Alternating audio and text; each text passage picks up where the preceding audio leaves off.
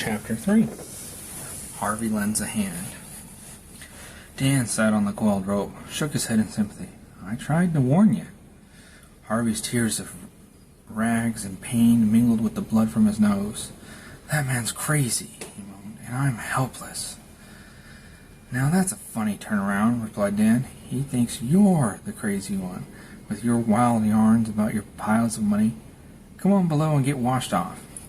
Grateful to Dan, Harvey poured out more of the wild yarn of his background. Dan's eyes opened wide at the tale of houses, servants, mines, businesses, and railroads, including 2 private cars, the Constance, named after Harvey's mother, and the Harvey.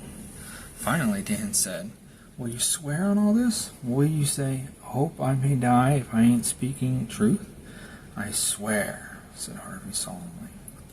Dan was a younger edition of his father and accustomed to making up his own mind. Slowly, a grin spread over his face. I believe you're speaking truth, Harvey. Most of it, anyway.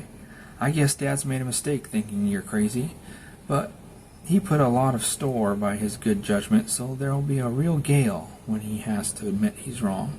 But he's just a man who don't show no favorites, not even to me, his son, when it comes to work or money, which we don't have much of.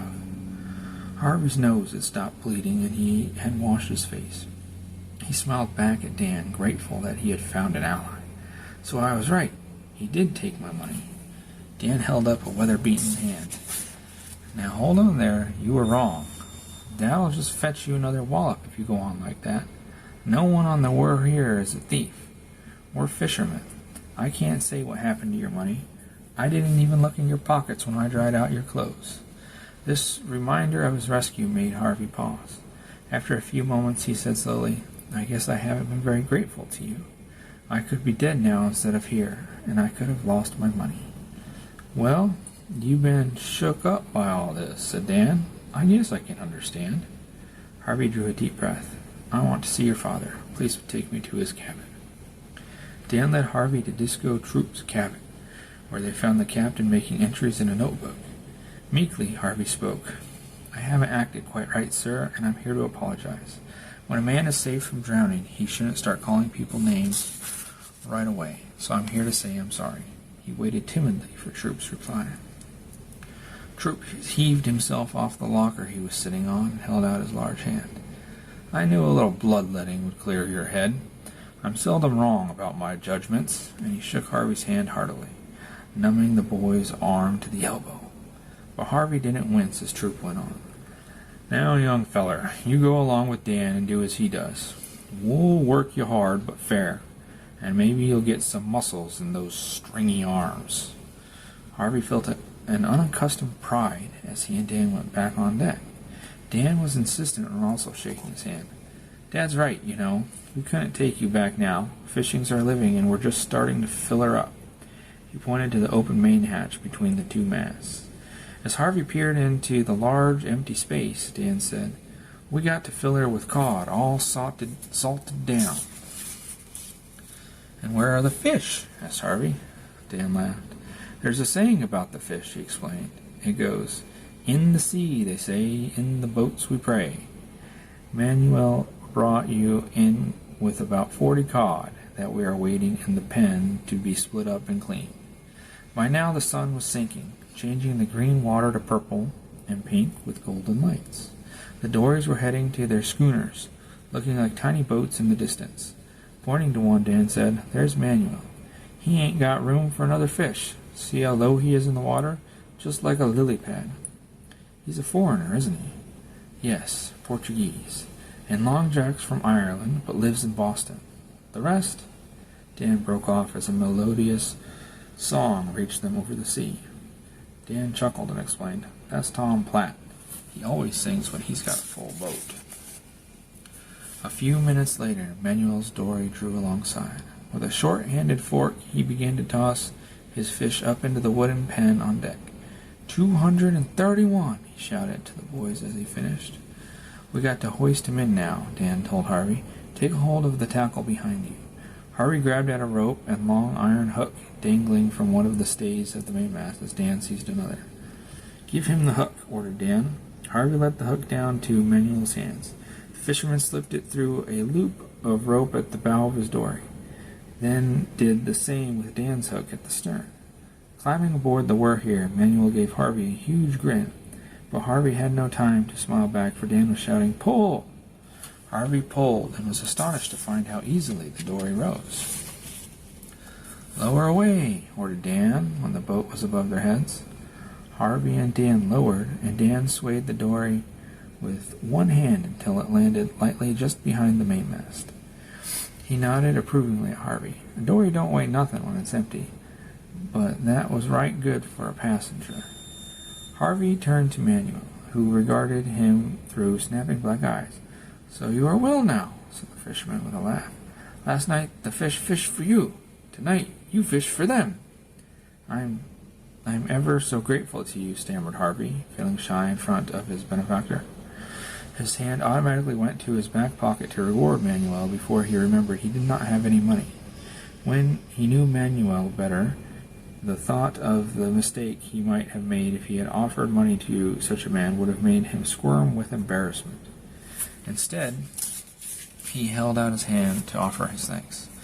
Manuel took the boy's hand in his strong, tanned one, saying, "No need to be grateful. What else should I do? Let you drift all around the banks?" Then he started bending forward and back from the hips to get out the kinks from hours spent in the dory. "Danny, my boy," he said, straightening up, "I have not cleaned my boat today. The fish struck too quick. You do it for me, yes?" Harvey stepped forward at once. Here was something he could do for the man who had saved his life. "Please let me do it, Manuel," and he picked up a swab, leaned over the dory, and began mopping up the slime, clumsily but eagerly. Meanwhile, Tom Platt's catch was pouring into the pen on top of Manuel's. Dan and Manuel swung Platt's dory aboard and nestled it inside Manuel's. The other dories followed close after Harvey. Not knowing what else to do as the men helped Dan swing the dories in, started swabbing out each as it nested down. Dan called out introductions between Harvey and the incoming men. They nodded to him agreeably, especially as they noticed his energy and enthusiasm at swabbing in spite of his inexperience. At the cook's call, most of the men went below to eat. Dan, however, motioned to Harvey to wait, then led him into the hold where he showed him how to knock open the barrels of salt. A second call of "CE came in a while. It was Harvey's turn to eat, along with Dan, Manuel, and Penn, the youngest fisherman. Penn asked a blessing over the cod, pork, and fried potatoes. In a moment, the cook, a huge dark Negro, had added hot bread and coffee to the table. He did not talk, but smiled at Harvey's appetite. The day's work was still not ended for the crew of the We're Here. They took up positions around the wooden pen and around a table and down in the hold. The first man seized a cod, slit it open, and passed it on. The second man scooped out the cod's liver into a basket, then flung the rest of its innards and headed onto the deck. The empty fish was passed next on to a man who ripped out its backbone.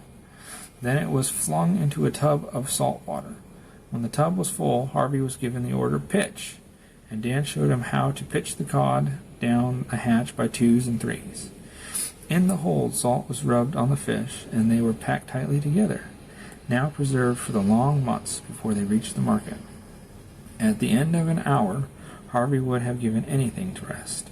The fresh, wet cod weighed more than he thought possible, and his back ached from pitching. Yet he held on stubbornly, proud that for the first time in his life he was part of a working gang of men. At intervals, Dan sent him to collect the dull knives and to supply sharp ones. Another change came when Dan's Uncle Salters cried "Knife-o!" and everyone stopped work to stretch and try to get rid of kinks. At these points, Harvey was sent for water. He passed around dipperfuls of stale brown water, which, in these circumstances, tasted delicious. Finally, the last cod was gutted and salted down, and the exhausted men turned in to sleep immediately. But Dan and Harvey had to wash the pen and table. Then, while Dan sharpened the knives on a tiny grindstone, Harvey swept fish bones and innards off the deck and into the water. At the first splash, a silvery white ghost bolted up from the oily water with a weird whistling sign. Harvey jumped back from the rail with a shout. "It's only a grampus," said Dan, laughing. They beg for fish heads. They end up like that when they're hungry. You'll see hundreds of them before you're through.